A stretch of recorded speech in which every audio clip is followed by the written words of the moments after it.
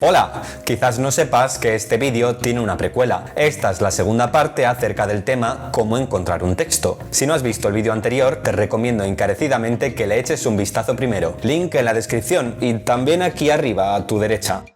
¿Qué tal estáis, chiques? Me alegra veros de nuevo por aquí. Sí, llevo de nuevo un jersey navideño. Esta vez es un soldadito de plomo. Puedes darle un poco de coherencia formal a los dos vídeos. Habiendo visto ya cosas como la elección de edición, métodos de compra, bibliotecas, servicios de suscripción o textos académicos, toca hablar ahora de cuestiones más polémicas. Así pues, ponte cómodo y siéntate. Bienvenido a Pato Literato. Entramos en terreno pantanoso, polémico y que incluso puede generar problemas legales, así que voy a ir con pies de plomo. Me voy a limitar a tratar datos de manera técnica y objetiva cuando sea necesario. Advierto, por tanto, que este vídeo va a ser algo espeso en algunas ocasiones, así que pido paciencia. En primer lugar, hemos de hablar de derecho de autor y de copyright. ¿Son acaso la misma cosa? El derecho de autor es la sección de la ley que se ocupa de la propiedad intelectual. Como recoge el artículo 1 del Real Decreto Legislativo 1-1996 del 12 de abril, voy a citar este texto muchas veces. Desde ahora lo voy a llamar LPI. Os dejo un enlace a él en la descripción del vídeo. La propiedad intelectual de una obra literaria, artística o científica corresponde al autor por el solo hecho de su creación. Derecho de autor y copyright, aunque normalmente parezcan sinónimos, estrictamente hablando no son la misma cosa. He aquí algunas diferencias. El derecho de autor protege al individuo, pero el copyright está pensado para proteger la obra. El derecho de autor se adquiere de manera automática al crear una obra, pero el copyright hay que registrarlo, pues es lo que se llama una licencia de derecho de autor. El copyright no tiene validez en algunos países porque es un término propio del derecho anglosajón, y por tanto sí es válido en países como Reino Unido, Estados Unidos o Australia. Así pues, en países que no se rijan por el derecho anglosajón, esto incluye la Unión Europea y América Latina, es más apropiado hablar de derecho de autor que de copyright. En España, por lo menos, este derecho se divide en dos, como aparece en el artículo 2 de la LPI. Derechos de carácter personal, también llamado derecho moral, y derechos de carácter patrimonial. El derecho moral, como recoge el artículo 14 de la LPI, otorga al autor una serie de derechos irrenunciables e inalienables, esto es, que no se pueden vender ni ceder. Aquí está, por ejemplo, el derecho a decidir si la obra ha de ser publicada por primera vez, la forma de esta publicación o si se hace de forma anónima o no. También está el derecho a exigir el reconocimiento de la condición de autor, o el derecho de modificar la obra o de retirarla del mercado. El derecho de carácter patrimonial, como recogen los artículos 17 al 23 de la LPI, pertenece también al autor, aunque este sí se puede vender o ceder, e incluye el derecho de reproducción, de distribución, de comunicación pública y de transformación, entendiendo transformación como traducción, modificación o adaptación. Una pregunta, Edu. ¿Eso de que el copyright sea cosa de países de derecho anglosajón significa que allí no aplica el derecho de autor o que aquí podemos robar las cosas con copyright? Alto ahí, grumete. Para evitar esa clase de líos internacionales se creó el Convenio de Berna. Tenéis también el enlace a este texto en la descripción. La tesis fundamental de este convenio está recogida en su primer artículo. Los países a los cuales se aplica el presente convenio están constituidos en unión para la protección de los derechos de los autores sobre sus obras literarias y artísticas. A este convenio está adherida la mayoría de países del mundo, excepto Angola, Camboya, Eritrea, Etiopía, Irak, Irán, Laos, Maldivas, Islas Marshall, Palau, Papúa Nueva Guinea, Seychelles, Sierra Leona, Somalia, Timor Oriental y Uganda. Si, por ejemplo, yo publicara una obra en España, estaría protegida por la Ley de Propiedad Intelectual de España en todos los países pertenecientes al Convenio de Berna, y solo tendría que presentar una solicitud de derecho de autor en aquellos países no pertenecientes al convenio. Esto es, en esencia, lo más importante del derecho de autor. Queda, sin embargo, una pregunta también fundamental. ¿Tiene este derecho una duración ilimitada? No, no la tiene. Como recoge el artículo 26 de la LPI, los derechos de explotación de la obra durarán toda la vida del autor y 70 años después de su muerte. Sin embargo, según la disposición transitoria cuarta de la LPI, los derechos de explotación de las obras creadas por autores fallecidos antes del 7 de diciembre de 1987 tendrán la duración prevista en la Ley de 10 de enero de 1879 sobre propiedad intelectual. Esto significa que el derecho de explotación de todo autor fallecido antes del 7 de diciembre de 1987 dura 80 años, no 70. Por lo tanto, el 1 de enero de 2023 entran en dominio público todos aquellos autores fallecidos en 1942. Irene Nemirovsky, Franz Boas, Miguel Hernández, etc. Y hasta 2067, en términos de duración, nos regimos bajo la Ley de Propiedad Intelectual de 1879. No sé si habrá para entonces alguien con vida para disfrutar de la ley de 1996. Pero bueno. Hora de matizar un poco. Como dije antes, España está dentro del Convenio de Berna. En el apartado 8 del artículo 7 se dice que el plazo de protección será el establecido por la ley del país en el que la protección se reclame. Sin embargo, a menos que la legislación de este país no disponga otra cosa, la duración no excederá del plazo fijado en el país de origen de la obra. Vale, esto es más fácil de entender con un ejemplo. China recoge en su ley de la propiedad intelectual que los derechos de autor duran 50 años después de la muerte de su autor. En España, por tanto, entra en dominio público la obra también 50 años después de la muerte del autor, que es lo que recoge la ley de origen. En México, en cambio, el derecho de explotación dura 100 años después de la muerte de su autor. Sin embargo, en España, las obras mexicanas entran en dominio público 80 años después de la muerte de su autor, que es el tiempo máximo que recoge nuestra legislación. Rizando un poco más el rizo, se podría decir que... Espera, que lo voy a mirar.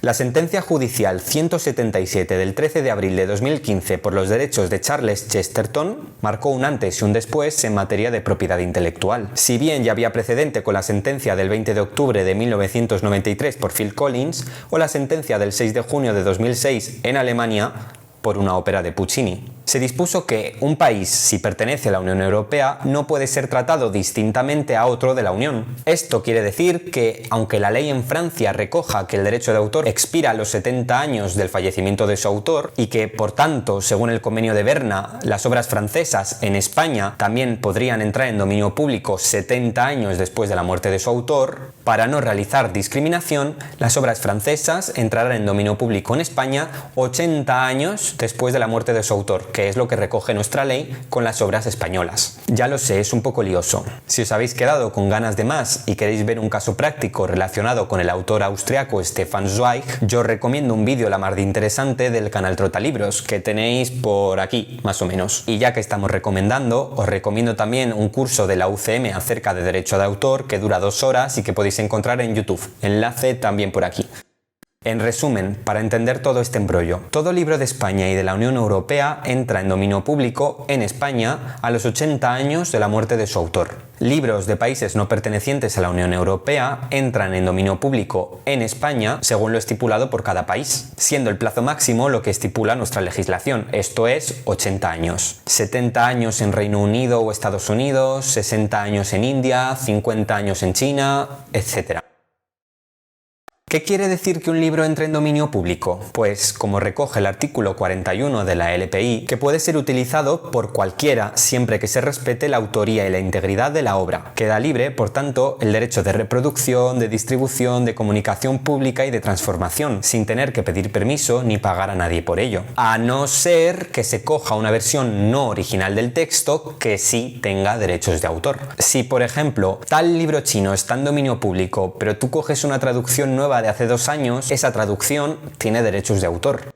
¿Sabías que existe una página web llamada Proyecto Gutenberg que tiene más de 60.000 textos en varios idiomas, todos en dominio público? Pues sale, ya lo sabes. Y si no te convence esta página, hay muchas otras como dominiopublico.org.es que cumple esta misma función. Otra cosa que deberías saber, por ejemplo, es que la Biblioteca Nacional de España tiene una sección dedicada a los autores en dominio público. Por supuesto, enlace a todas estas cosas en la descripción del vídeo.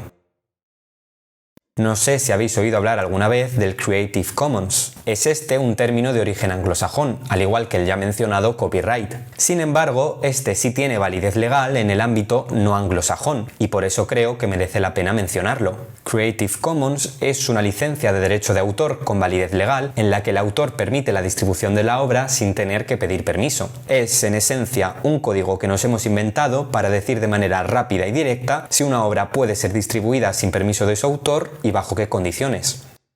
Esta licencia tiene 6 formas diferentes en función de 3 variables y una constante. La constante que sí o sí tiene que estar siempre es el reconocimiento del autor. Las variables que pueden estar o no son si se permite la distribución con fines comerciales, si se permite la transformación de la obra o si se permite la distribución solo con la misma licencia o no. Así, por ejemplo, yo puedo nombrar y distribuir sin miedo el artículo de César Domínguez, Literatura Mundial en Biblioburro, a pesar de haber sido publicado en 2018, porque tiene una licencia según la cual yo puedo distribuir la obra siempre que reconozca a su autor, no tenga fines comerciales y no transforme la obra. ¿Por qué he mencionado este texto? Porque me gustan los burros. Ay, hola, curro. Ay, ay, ay, qué monada. Ay, eres súper suave. Ale, todo el mundo a leer el artículo, que además está muy bien.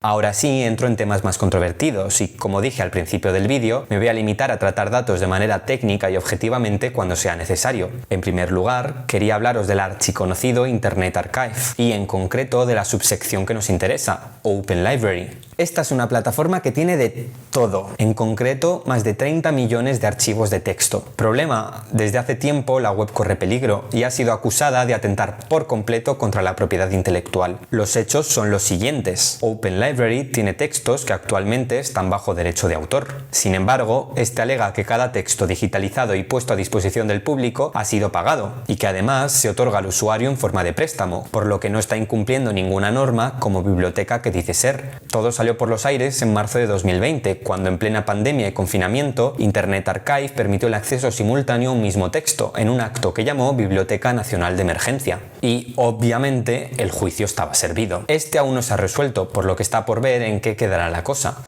Otra noticia más reciente que cabe mencionar es el cierre de Z-Library y la detención de sus presuntos responsables. Esta era una de las mayores webs de descarga de libros que ha habido hasta la fecha. Esto, sin embargo, no ha solucionado el problema, pues hay por internet multitud de páginas web que ofrecen una copia de Z-Library o funciones similares, como eBookLelo, página que hasta donde yo sé fue capada hace algún tiempo.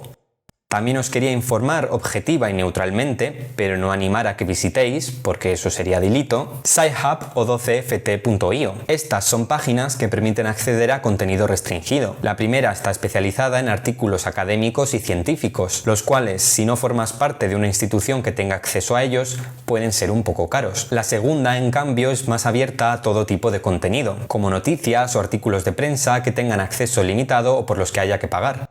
Hace algún tiempo salió en las noticias que el FBI entró en las cuentas de Google y Apple de Alexandra Elbakyan, fundadora de Sci-Hub, debido a un proceso legal en su contra. También se dijo en 2019 que estaba siendo investigada por el Departamento de Justicia de Estados Unidos, bajo la sospecha de que podría estar trabajando para la inteligencia rusa, aunque nada de esto ha impedido que en 2021 se realizaran 50 millones de descargas de sus sitios. Entramos en el momento debate en el que doy mi opinión subjetiva y os invito al diálogo. Con esta parte no pretendo yo sentar cátedra. Quede por delante que me gusta el intercambio de opiniones y que no me cierro al cambio de juicio. Creo que el autor de una obra debería poder vivir de esta, o mejor dicho, creo que toda persona debería poder vivir dignamente independientemente de su actividad o de su trabajo. Creo también que el arte debería ser libre y que debería desembarazarse de cuestiones económicas que restringen esta libertad. Por eso, igual que reconozco que el arte del Renacimiento estaba sujeto a los designios de unos mecenas, considero que el artista de hoy en día, si quiere vivir de su obra, está sujeto a los gustos del mercado y que por tanto tiene una libertad restringida. Así, creo que la mejor manera de conseguir un arte y una humanidad emancipada es mediante un estado del bienestar en el que la creatividad del ser humano no esté limitada por el beneficio económico de su obra. También considero que el arte evoluciona a partir de la mezcla y que muchas veces el derecho de autor pone trabas a esta evolución. Si no fuera por la multitud de copias, refritos y parodias de historias de caballería de la Edad Media, hoy no existiría el Quijote. La ficción posmoderna de autores como Borges son un gran ejemplo contemporáneo de esta hibridación, y el paródico caso del libro censurado El Hacedor de Borges Remake de Agustín Fernández Mayo es solo un ejemplo de las limitaciones del derecho de autor. Este pavor al plagio es una cosa de reciente creación del romanticismo, y antes de ello la norma y lo correcto era imitar, copiar y superar al predecesor.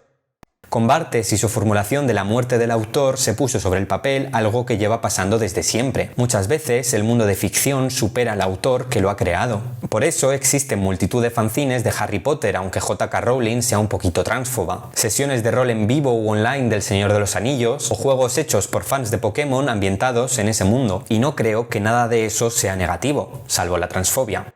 La ley de propiedad intelectual, mediante el dominio público, reconoce que la creación de alguien pertenece al patrimonio cultural, pero no sé si es factible la limitación de 60, 80 o incluso 100 años que impone al mundo, o si eso no termina por matar la obra.